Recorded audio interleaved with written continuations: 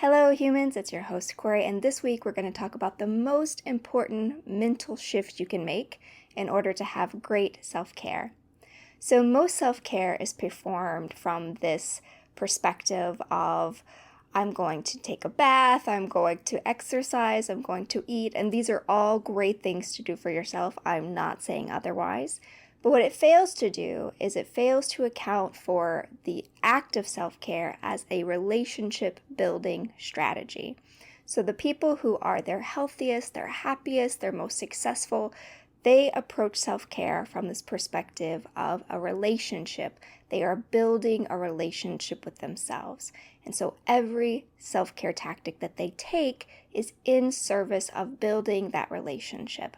And so when we're looking at the four pillars, the context of the four pillars that I talk about in the A Well Cared For Human framework, we're talking about activities that specifically build up the relationship with a particular pillar. So when you are building a relationship with your body, for example, you're doing things that help you think positively about your body, to speak positively about your body, to have a great relationship with your body. And so the actions that you take are in service of that objective. Same is true for the mind and emotions pillar. Same is true for the spirit pillar, which connects joy, happiness, meaning, spirituality, if you're a spiritual person, creativity. It's all in service of having this great relationship with yourself.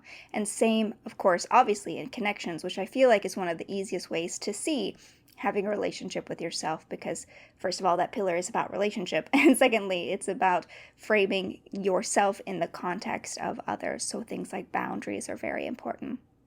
And so the excerpt that I'm going to share from the audiobook that I'm producing this week kind of introduces this idea of having the perspective of look at self-care as an objective of building a relationship with yourself. If we keep doing self-care tasks purely just without any overall strategy, just with this, I hope I feel a little bit better if I do this thing, if there's no long-term objective there, it's really hard to get the maximum benefits from those four pillars if we're just doing these tasks in a sort of isolated, disconnected fashion.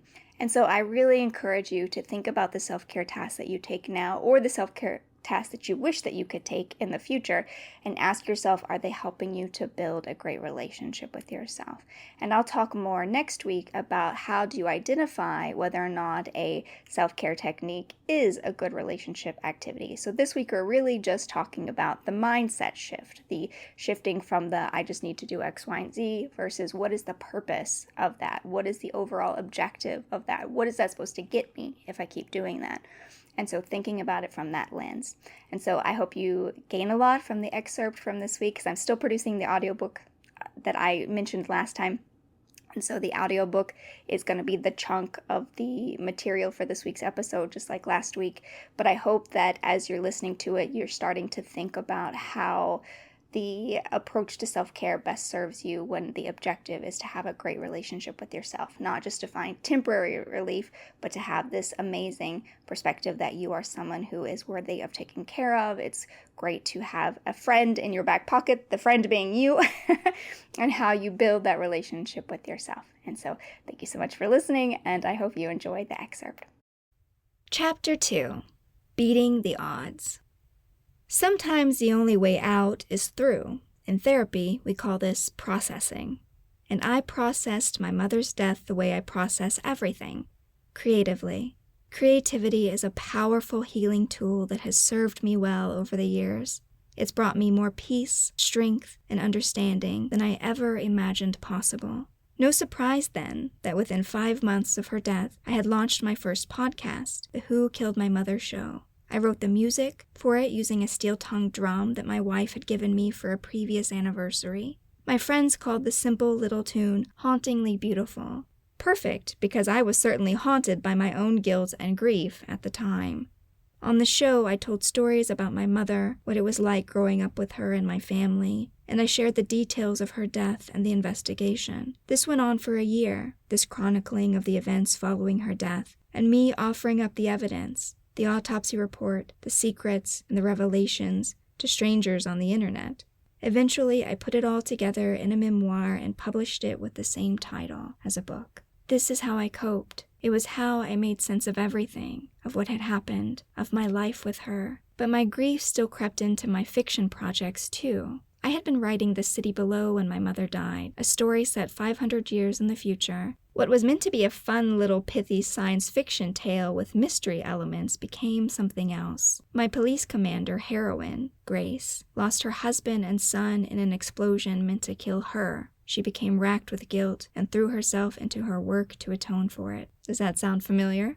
Eventually, Grace moved on. She found love again and got revenge on the murderous bastard who killed her family. And I, too, came out of the other side of my own sorrow. By the 2-year anniversary of my mother's death, a lot had changed. I'd finished Who Killed My Mother. My uncle was dead. And no, I was not responsible for his passing, as tempting as it may have been. And I had stopped talking to my narcissistic father. I'd also come to understand I wasn't the same person I had been when all of this had started. Or rather, I saw myself quite differently. Because that's the trick of transformation. Sometimes it isn't some great personality change. Someone doesn't necessarily come in and rearrange the furniture of your life, of your mind. Often it's simply that someone turns on the light, and you finally get a good look at the dark room you've been shuffling around in for the last decade, or possibly all your life. All those sharp edges you've been bumping into suddenly have names, triggers. Though who the hell arranged the furniture like that? Poor coping skills. And why has no one ever paid the light bill? Generational trauma. Or perhaps someone polished the mirror that you've been using all this time, and you finally get a good clear look at your features without all those distortions from the smudges and the warped glass. In all cases, everything changes in the same instance that nothing changes at all. The mind dilates, and your thoughts flatten out into one giant, oh. During the time of the investigation, I learned of my mother's detonation event, as I had come to think of it. The horrific experiences that shattered her young mind when she was a child. I now understood my mother in a way that I never had. Because while it was true that one phone call from a homicide detective had brought me to my knees, crying and begging and praying for my mother's forgiveness, her death also offered me the chance to understand myself, to look at my life and see what had changed over the years, that my life at 37 looked very different than my life at 23. And thank the Lord for that, my mother would have said. I believe I've painted my life at 23 pretty clearly for you in Chapter 1. Chronically lovesick, depressed, anxious, codependent, self-destructive, suicidal, and with disordered eating no less. All that lying motionless in the dark staring at the ceiling, days and days of it. But by 37, I had become the full-time author I had always dreamed of being. I hadn't escaped my student loans yet. Those were still a blight on my existence. But financial difficulties and some chronic back pain were about my only complaints that I had left. I was brushing my teeth every day. I was in a loving marriage. I had my own home. It was safe. It was charming even. I had an office full of books and 1,000 little half-completed passion projects. There was a bird feeder outside my window. And while it's true that it pisses me off when the squirrels swing upside down from it, shamelessly dumping seeds all over the ground, there were still plenty of birds to be had. I was still eating ice cream. Lots. But I was no longer crying while I did so. 9 out of 10 times. All of which is to say that my life had become quite beautiful. Somehow, despite the odds.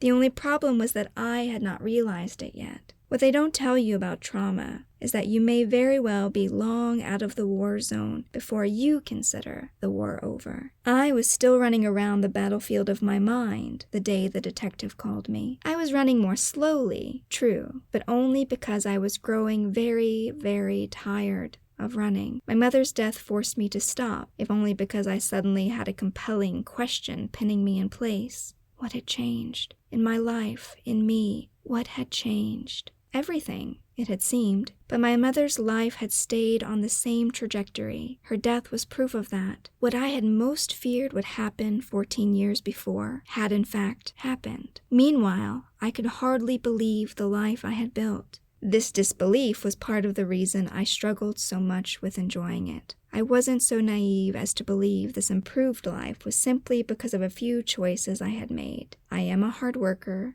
That's true. But we both know that countless people work very hard every day of their lives to make good choices, and still, life gives them nothing but bad breaks. So why were things getting better for me? I had to know. If I couldn't answer that question, I would start running again. Running because that's what you do when you don't feel safe enough to stay put where you are. It feels impossible to relax into the blessings of your life when you believe, as you've been conditioned to believe, that the next great catastrophe is long overdue. Your mind starts whispering, it'll show up any day now, and when it does, we will call this one a Wednesday, this new crisis, this new problem, this new catastrophe. My paranoia about whether or not I was actually okay only intensified after concluding who killed my mother. I received a lot of emails from people thanking me for the show, which was lovely, but they were also asking me how in the world I was such a healthy, well-adjusted person after everything that had happened to me. I was very tempted to write back and remind them that it's important not to believe everything we hear or see on the internet.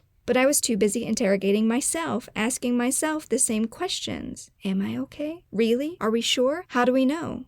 It wasn't long before I wanted answers even more badly than they did. In this quest to reassure myself that I was, in fact, a happy and a sane person, I came across a study called ACEs, the Adverse Childhood Experiences Survey. In this study, the Center for Disease Control looked at all the effects of childhood trauma. Their focus was on events that undermine our sense of well-being as a child. Every child needs to feel safe and loved. Certain events, such as death, divorce, violence, alcohol and drug use, incarceration, abandonment, mental illness, any form of neglect or abuse, cut right through our sense of safety and belonging as children. The more of these harmful events we experience, the higher our ACEs score. I took this quiz and got a score of 9 out of 10. 10 points is the most traumatized according to their scale. I also took the quiz as my mother, using the information I had learned about her while writing Who Killed My Mother. She also had a score of 9. You can find out how traumatized you were as a child by taking the ACEs quiz, in case you're looking for something fun to do on a Friday night. Invite your friends over. Have a fight about who is really more scarred. What could possibly go wrong? Most people, about 60%, have at least one ACE, but things don't look good for you statistically if you have 4 or more. With 4 or more ACEs, your risk for negative health outcomes sharply rises. For example, you're 1,220% more likely to attempt suicide, 1,003% more likely to use injected drugs, 460% more likely to have recent depression, and 230% more likely to have hepatitis. Reading the descriptions of how ACEs affects our well-being as adults felt like reading a textbook description of my mother and her struggles. She first tried to commit suicide when she was just 12 years old to escape the sexual abuse she was enduring. She didn't escape it. As she got older, her mental health only grew worse. She was put on medication which didn't mix well with the drugs and the alcohol she was using to self-medicate. She contracted hepatitis from a dirty needle. She struggled to hold down a job and didn't have a single healthy relationship in her adult life. As rough as life had been for me in the beginning, by my late 30s, everything was completely different. I no longer wanted to unalive myself, first and foremost. That was certainly helpful. I overcame my eating disorder. I was rarely depressed. I still struggled with anxiety, especially in respect to my finances, but it was manageable. My relationships had evolved from codependent dramas reminiscent of daytime soap operas to shockingly healthy and supportive bonds. Statistically, my life should have looked like my mother's, and it did. For a time, because we have the same family dynamics, the same trauma records, but mine had gone in a completely different direction.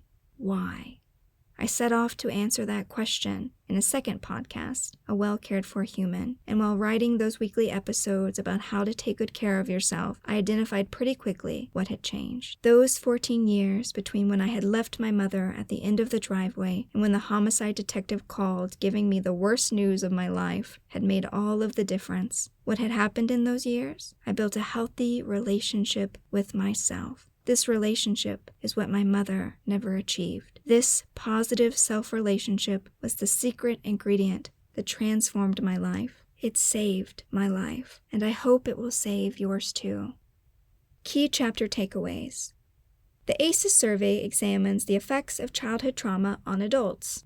If you have an ACEs score of 4 or more, then you are at a higher risk for negative health outcomes like suicide, drug use, depression, anxiety, chronic pain, or hepatitis.